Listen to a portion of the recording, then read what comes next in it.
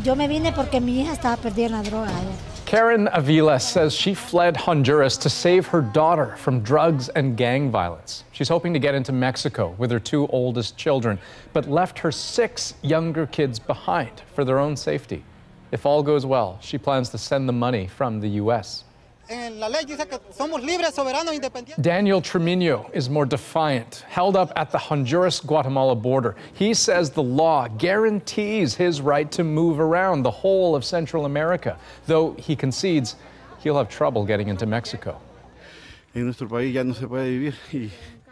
And Alfredo Dominguez is thinking strategically. He's avoided the main checkpoint at the Guatemala border altogether, favoring instead a shortcut to avoid police.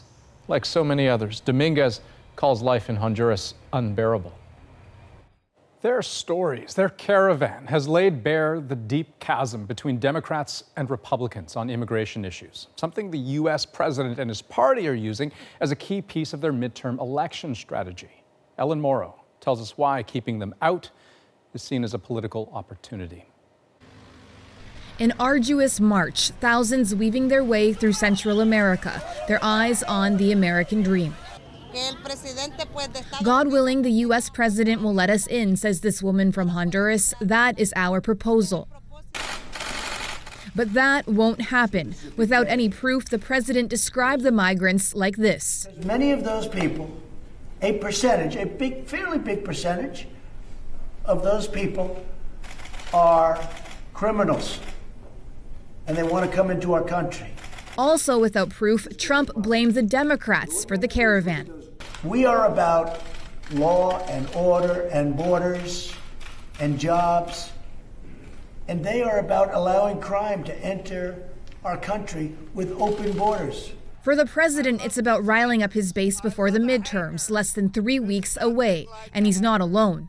Now, the Democrats taking the House will ensure that this caravan of 4,000 eventually becomes a flow of 4 million. Fox News, Trump's network of choice, is also stoking fear. This cannot happen. The president continues to fearmonger around the issue of immigration. Eager for their own gains in November, Democrats, too, are turning to immigration. Unfortunately, he hasn't shown that he has any real solutions to the challenge of immigration.